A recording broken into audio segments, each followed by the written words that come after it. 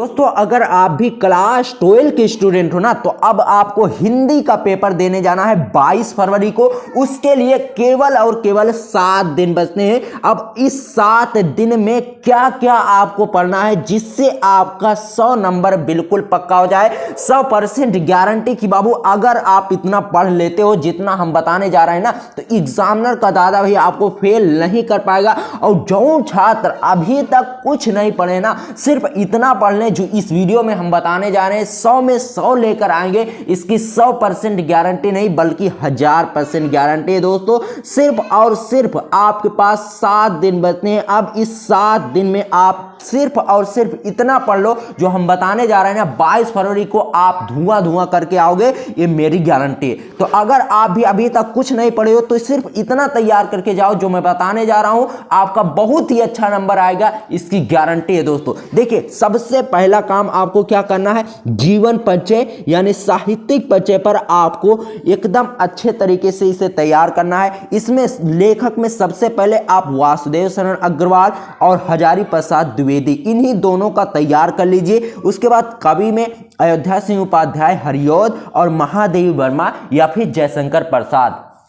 ये 4 जीवन परिचय, ये 4 साहित्यिक परिचय आप तैयार कर लो ना बाबू, 10 नंबर आपका कहीं नहीं जाने वाला। इससे बाहर एक भी साहित्यिक परिचय नहीं आने वाला। अब आपके पास समय बिल्कुल भी नहीं है, तो अब आपको अब क्या कैसे हिंदी की तैयारी करना है, इस सारा स्ट्रेटजी को समझो। सबसे पहले जीवन परिचय तैयार करना है। जीवन परिचय में वासुदेव शरण अग्रवाल का तैयार कर लीजिए, आचार्य हजारी प्रसाद द्विवेदी, अयोध्या सिंह उपाध्याय, हरिऔध, महादेवी वर्मा या फिर जयशंकर प्रसाद का। मैंने मॉडल पेपर सभी प्रीवियस ईयर पेपर को देखा, हर साल इन्हीं का पूछा जाता है। तो आप जीवन परिचय और जीवन परिचय यानी साहित्यिक परिचय को सबसे पहले पढ़िए, 10 नंबर आपका पक्का हो जाएगा। इतना अगर आप पढ़ लेते हो जितना हम बता रहे हैं, 10 नंबर आपका बाबू कहीं नहीं गया। ठीक है, अब आगे देखिए।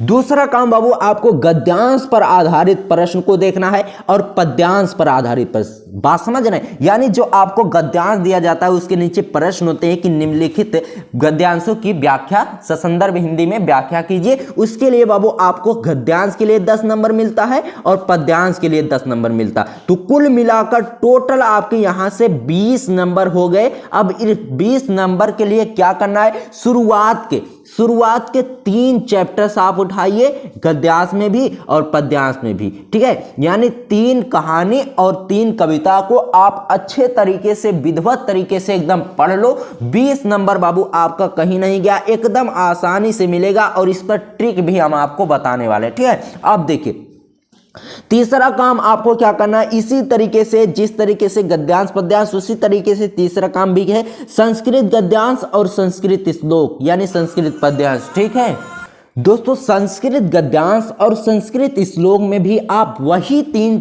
चैप्टर्स तैयार कर लीजिए शुरुआत के। मैं गारंटी के साथ कहता हूं कि आपका एक भी नंबर कहीं नहीं जाने वाला। सिर्फ और सिर्फ 3 को पढ़ लो। अब आपके पास समय नहीं है कि पूरी बुक आप पढ़ो, ठीक है, तो सिर्फ और सिर्फ आप 3 पढ़ लीजिए जो मैं बता रहा हूं, उससे बाहर एक भी आने वाला नहीं है। चौथा काम बाबू ना सबसे ज्यादा इंपॉर्टेंट है, पंचलाइट अथवा बहादुर कहानी आपके हर साल पेपर में आता है। दोस्तों इसे जरूर तैयार कर लेना, आपसे 4 से 5 नंबर में पूछा जाता है, तो इसको जरूर तैयार कर लेना बाबू, बहुत ही ज्यादा इंपॉर्टेंट है। उसके बाद 5वां काम पत्र लेखन, 6 नंबर का आता है बाबू। इसके लिए आप बैंक में खाता खुलवाने हेतु शाखा प्रबंधक को पत्र तैयार कर लीजिए और शहर में फैली बीमारी की रोकथाम हेतु जिला अधिकारी को पत्र लिखना होता है, इस पर तैयार कर लीजिए। इन 2 पर आप तैयार कर लीजिए, इसमें एक ना एक आपके बोर्ड एग्जाम में जरूर फंसेगा, 100% मैं बता रहा हूं। ठीक है, अब देखिए 6वां काम आपको करना है,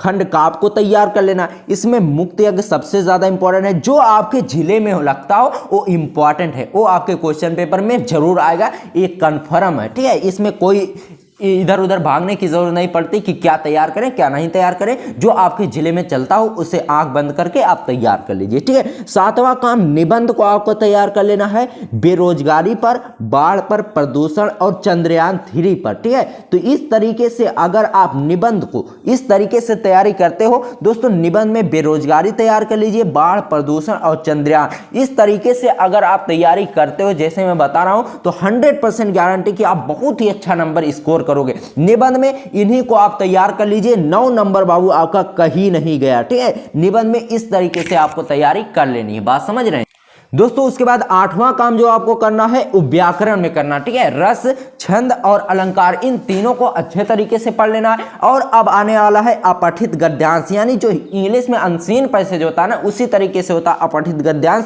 तो इसको भी आपको पढ़ लेना है, बहुत ज्यादा हर साल ये सब पूछे जाते हैं। रस में आप वीर रस, हास्य रस तैयार कर लीजिए, और छंद में आप दोहा चौपाई तैयार कर लीजिए, और अलंकार में उत्प्रेक्षा और रूपक तैयार कर लीजिए। इससे बाहर एक भी नहीं आएगा, ये हमारी गारंटी है। ठीक है, और अपठित गद्यांश में आप कोई भी गद्यांश पर सिर्फ प्रैक्टिस कर लीजिए। और देखिए 9वां काम आपको सबसे ज्यादा इंपॉर्टेंट है, शब्द युग में अनेकार्थी शब्द, प्रत्यय, उपसर्ग आदि, इन सब 1-2 नंबर के पूछे जाते हैं, इनसे नंबर उठते हैं। ठीक है, छोटे छोटे क्वेश्चन से आपके नंबर उठते हैं, क्योंकि इसमें ज्यादा कुछ तो लिखने की जरूरत होती नहीं है, 2 से 1-2 लाइन का आंसर होता है, उसके लिए 2 नंबर आपको मिल जाते हैं। तो इनको अच्छे तरीके से आपको प्रैक्टिस कर लेनी है, इनमें रटने की जरूरत नहीं है, सिर्फ और सिर्फ ये सब प्रैक्टिस पर आधारित है। ठीक है, उसके बाद 10वां काम आपको बहुत ज्यादा इंपॉर्टेंट है दोस्तों। एक क्वेश्चन नंबर 1 में पूछा जाता है महत्वपूर्ण रचना। इसको लास्ट में हमने क्यों रखा, क्योंकि दोस्तों जब इसे आप लास्ट में तैयार करे रहेंगे तो ये आपके दिमाग में रहेगा,